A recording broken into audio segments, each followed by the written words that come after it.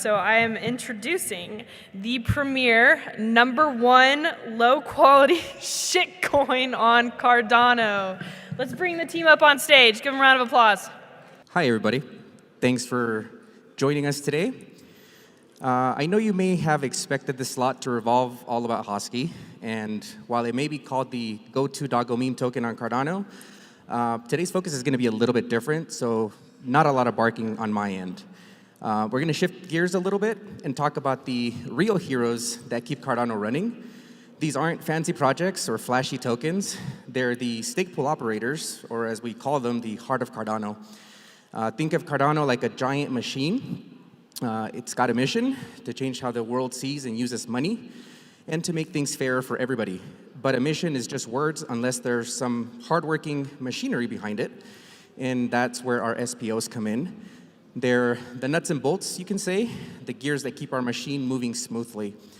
Sure, you've probably heard all about the brainy stuff Cardano is made out of, all the research, peer review, science, and fancy tech.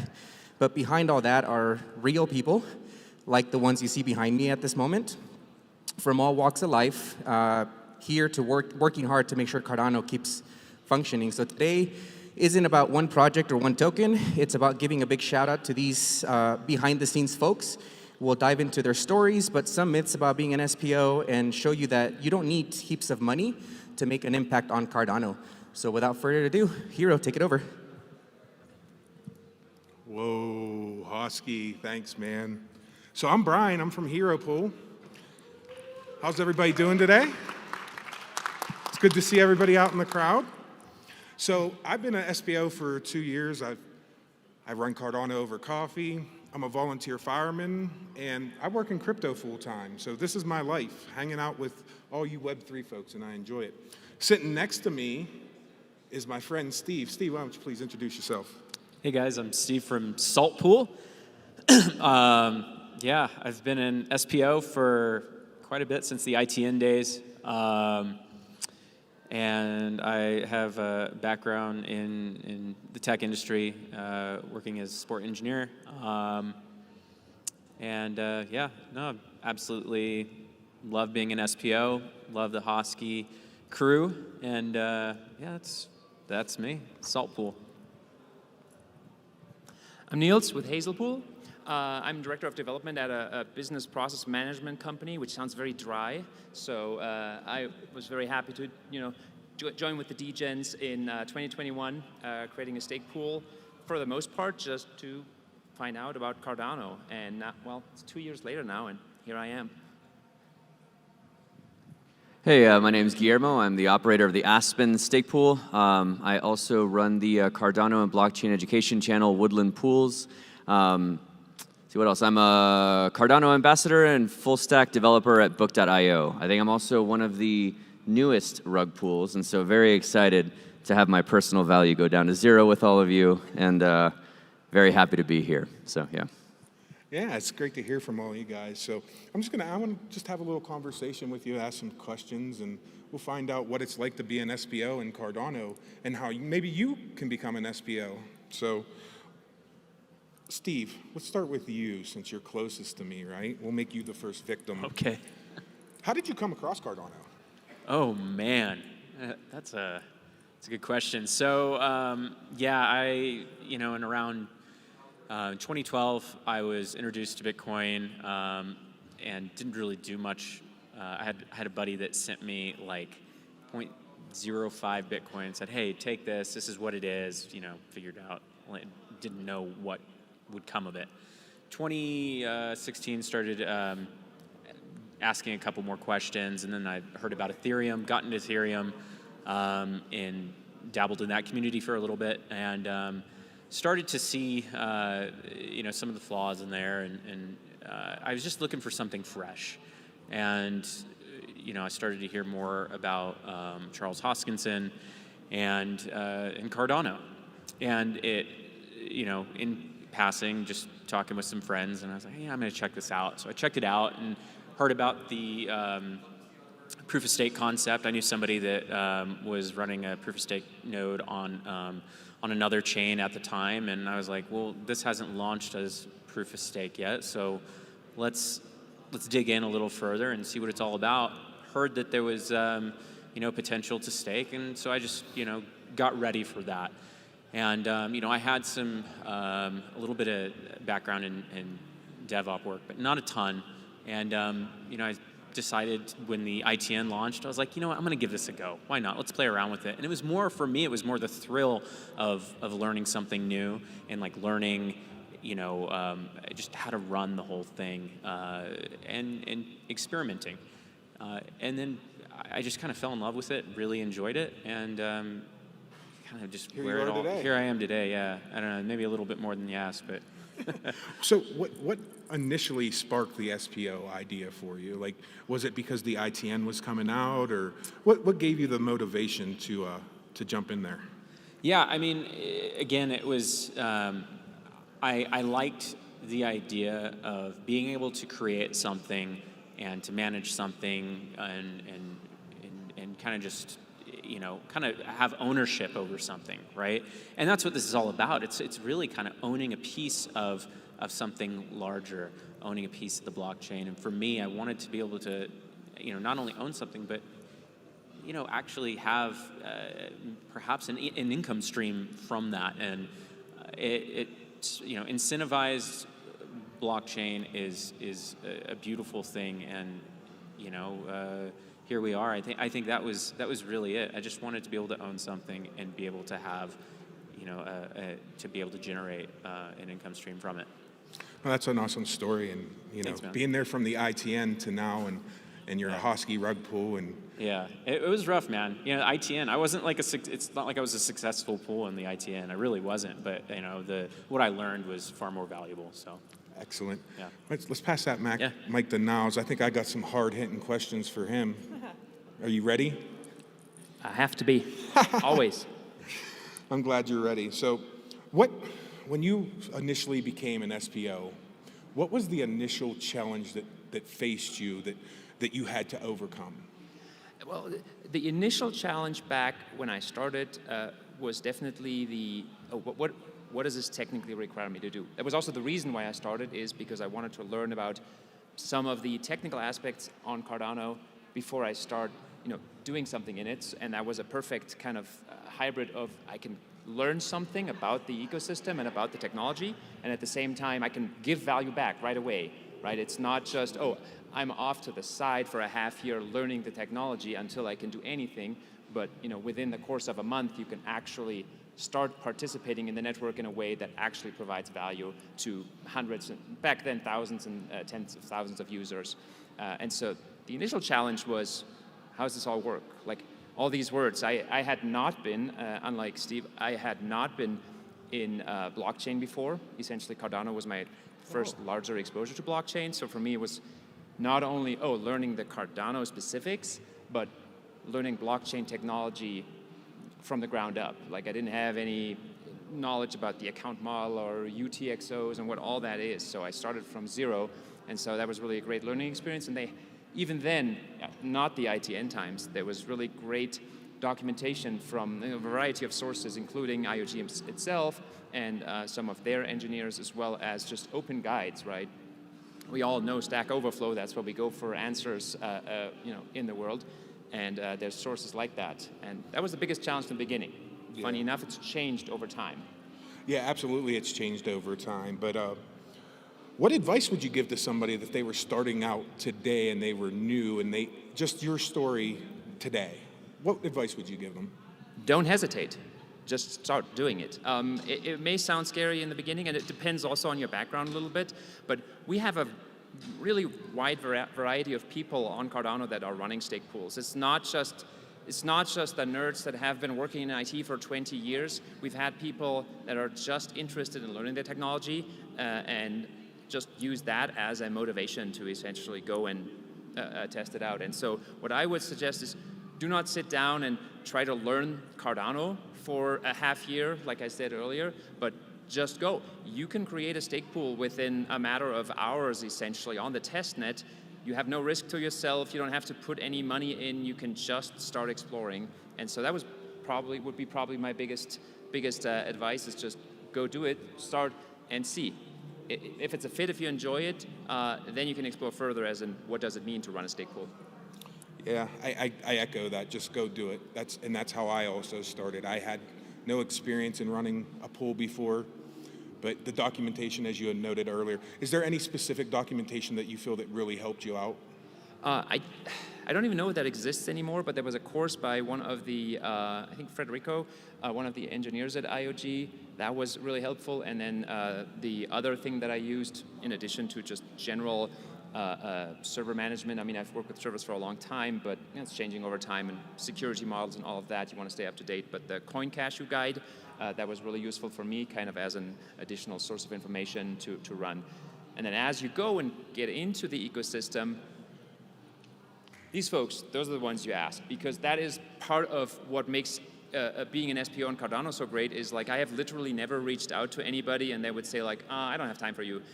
People that run stake pools as well as that just do stuff in the ecosystem are super, super willing to help. Like they are full-time, super busy, and you know it. You ask them a question, hey, do you have an answer for that? And they will be like, oh yeah, sure. And there's Telegram groups, Twitter groups, so there's literally no chance you can't get help. The only time you wouldn't get help is if you don't ask. Help Rare Evo showcase a variety of stake pool operators and their missions around the world. Vote for Rare Evo Catalyst Proposal number 106811, facilitating SPO travel and media production at high-value blockchain events worldwide. No, I just wanted to quickly add, you're absolutely right. In fact, Salt Pool wouldn't exist if it weren't for the community of SPOs that were just curious. I remember when Charles was giving a Q&A or some sort of presentation online, and he said, "Hey, we're gonna create a Word doc to just kind of put ideas down, and then we're gonna create a Telegram channel where everybody can talk." That Telegram channel still exists today. So if you go on there, you can go in there and just ask questions. And there's some great guys in there. I think Kyle hangs out in there. I see him in the back, but guys like him and there's I think Homer's on there. There's just people will answer questions if you have them, and don't be afraid to ask. I think everybody here has benefited from just being able to ask questions, and I think that's kind of part of the community, is being able to share that knowledge. Absolutely, I couldn't echo the sentiment any more than you guys. I got one more victim down there. So, what's up? So we're going to kind of just go back. Can you tell me your journey into Cardano and your journey into an SPO and how that, as a new Hosky reg pool, I'm kind of curious because I haven't heard that story yet. So. Oh yeah, totally. So let me see. So I was a web developer for a long time, and part of that, like anything else, kind of like what Niels was saying, it's like in development, it's not a career for somebody who ever wants to feel like they've mastered anything, right? Because you're constantly, as your sphere of what you learn grows, the more you realize that you don't know, right? There's like that graph online where you think you know everything, and then you realize like, oh, I know nothing, kind of thing. And so with that, it sort of became like similar to what Niels was saying. Like as I got interested in Cardano from like an investment standpoint, I was like, okay, that the part of me that like as a developer, I was like, well, I want to understand a little more deeply how this whole thing works. And so the first part of that was then digging into, okay, well, what does the validation of blocks look like, and the consensus mechanisms and all that, and how's it actually working? And then hearing about proof of stake compared to proof of work. And so I started looking into that and finding a lot of the different resources that these guys were talking about. And there's so many too, depending on like your personal style of like how you like to learn things, because there's a lot of like those things that are documented if you like to read through stuff. Then there's also the guy who runs the Eden stake pool. He's got like some really good stuff on his Eden Garden Pool page. I actually watched like his videos, and I was like, okay, like let's check it. And I chat with him regularly. Like that's the thing too. Like I just reach out to him, and he's like super friendly guy or whatever. And I just watched it, and I was like, well, that doesn't seem that bad, in terms of like what you need to like do. And it's, I kind of like, just went through that process, and literally like you're saying, it's kind of just followed along, did it step by step. And I'm like, oh yeah, no, this is like super approachable, right? Like, and, because I had done software development for a long time, but had not done specifically like server management and that kind of thing. So I'm like, oh, this would be a good challenge of a new thing to learn to get really good at, right? And also learning at another layer of a thing that you're investing your time and money and like energy into, right? So That's kind of like how that happened. And then from there, I was like, okay, cool. So now I understand. And that was like about 2 years ago. I was like, okay, so now I understand how block validation and consensus and all of that stuff works. And I was like, now I wonder how the like on-chain validators work. And then that's when I transitioned from being like a web developer into a blockchain developer. Was kind of like, then like, okay, let's go one layer deeper now. And like when these blocks are being sent out, like what is it, like how do the transactions that get validated that make it to those blocks, how does that work? And that's kind of like scratching that itch is how I got into becoming a full stack developer. And then through the channel has been really good. Through the Woodland Pools channel has been a good way to kind of like stay up to speed on all these different projects going on. And that's how I heard about Book.io. I was covering them on the channel for 6 months before I even applied. And then I've been with them since February. And similarly, I've been covering Hosky since the inception of the project. And then when some rug pools opened up, I was talking with Pride Pool, who I've known for a while now, and asking him some questions about like, all right, what's it really like working with all these degens? Like, for real. Like, you seem like a pretty cool dude. Like, what's it like working with these guys, you know? And he said only bad things about you guys. And I was like, all right, cool, let's do it, you know? So, yeah, so that's kind of how that worked out. Yeah, I think him and Vegas always talk crap on all the other pools, but Yeah. whatever. They can do whatever they want. Yeah, So can you, what advice would you give somebody to start now? We heard now, as he said, don't hesitate. Yeah. What's your take on that? Yeah, I would agree with that sentiment that it's interesting how like there's this like idea of a lot of these things, especially like these new concepts, seem like unapproachably difficult. Or you get hit with this, like especially like in any kind of like technical field, you get hit with this imposter syndrome of like, oh no, they know what they're doing. Like I have no idea. But then there's one of the things I talk about a lot in the channel where it's like every expert that you see that's like a master in their field at some point started at the spot that you're at right now where you're kind of like, I have no idea what I'm doing.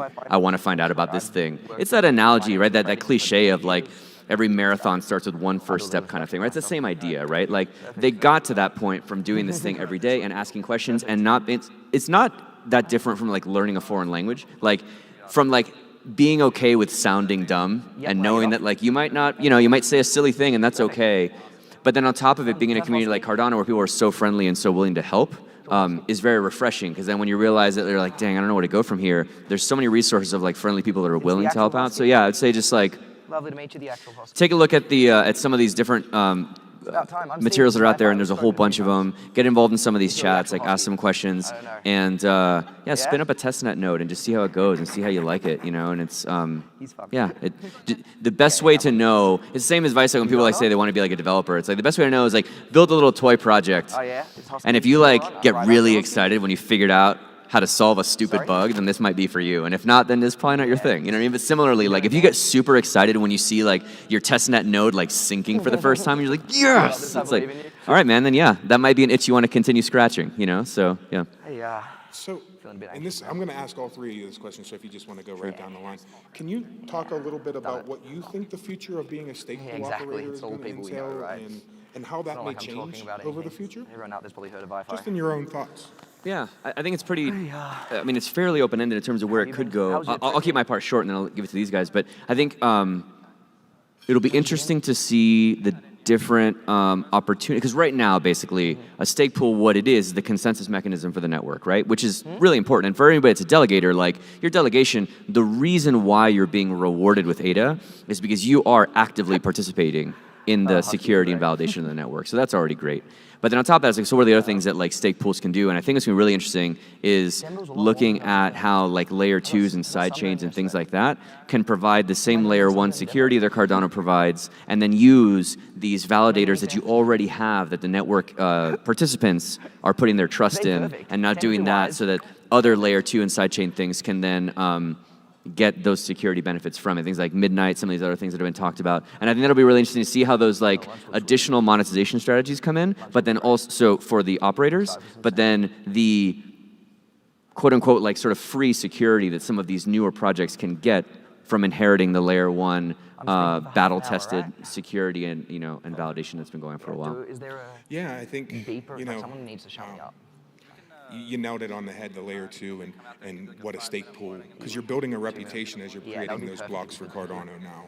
So now you could take that reputation that you built off of Cardano and move it on to a layer 2. I think. Right, because the layer 2 is then start from scratch. It's like, well, it's the same exact idea, with Mithril and Mithril aggregators, right? Where it's like, okay, well, all right, well, we need people to put together snapshots, and then the snapshots to be aggregated. Like, who are we going to trust to do this? It's like, oh, right, the people that are already doing this stuff anyway with blocks and validation of the network. So I think it's going to be that kind of stuff of just like vertically stacking those things. Yeah.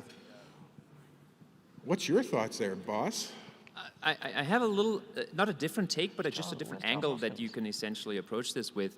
We're less talking about like blockchain and enhancing other like side chains or other projects, but I also think there is an opportunity for businesses to use the stake pools or stake pools to become businesses that are offering other things. So this is what one of the things I do is essentially offer a service through delegation that you get cheaper if you do delegate. So and it is kind of an unprecedented business model where real Australianism. you provide your ADA to the stake pool, you stake it, it's fully in your custody.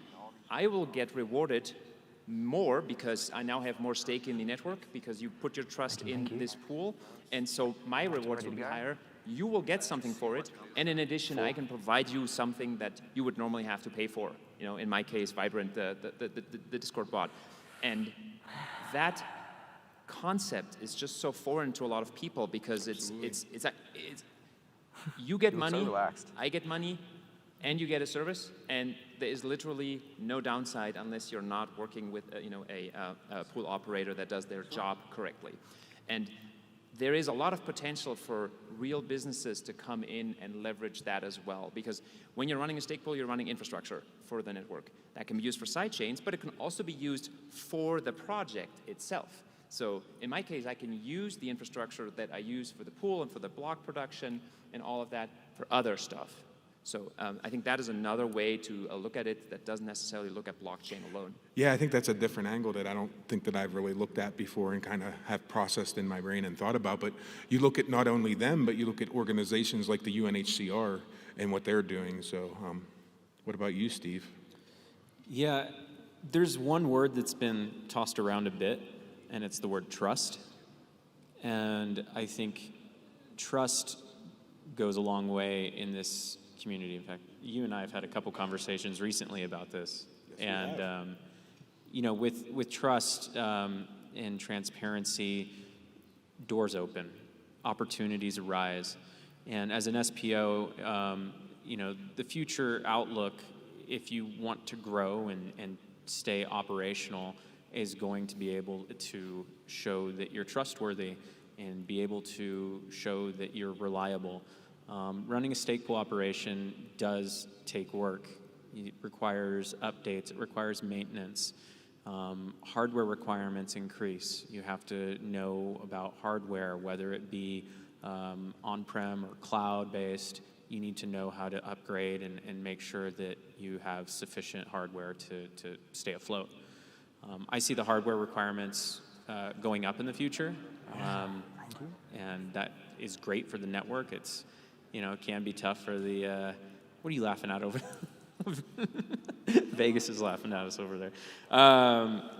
Anyway, I do see a future in which trust is going to be a huge factor in making sure that you can continue to operate as a stake pool operator.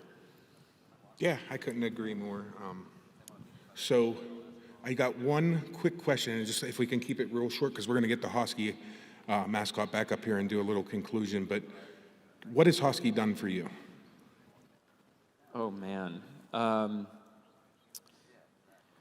Aside from just the SPO stuff, I've met a lot of great friends and a lot of really cool people with the same mindset. And, that's just valuable. That means a lot to me. What it's done for my pool is obviously it's helped with delegation. It's helped with keep people active with Salt Pool. And it's kind of pushed me a little bit to make sure that I'm continuing to innovate and put myself out there. But yeah, Hosky is it. You could joke and say it's a lifestyle, but it's a lifestyle. It's starting to become that. I saw somebody. I think I at a glance, I think I saw a Hosky tattoo. I mean, I'm telling you, there's a lot of people here that are huge fans of the project, and yeah, it's good stuff. Well, we're running a little short on time, so if we can get the Hosky gentleman back up here, I think he has something that he wants to tell you. Come on, Hosky. Hosky. Probably. Hosky. Hosky. Give Hosky a round of applause. Thanks for sticking with us today. We talked a lot about SPOs. We heard their stories, right? Some of you may be considering maybe you want to become an SPO, maybe you don't. It's not for everybody. Here's the thing, though. If you're not a pool operator, you can still help Cardano by choosing where to stake your ADA. Behind me, you'll see 22 pools that you can stake your ADA and earn your ADA like you normally would. These pools also give you additional worthless tokens known as Hosky. So every ADA holder, whether you're in a pool or not, you can play a big role in Cardano. So again, thanks everybody for being today. And you can feel free to take a picture of those stake pools and delegate to them. Let's help decentralize Cardano further. Thanks. Thanks, everybody. Well, agent's the real Hosky. I don't know, how do you go to your law firm? I'm like, sorry, I have to go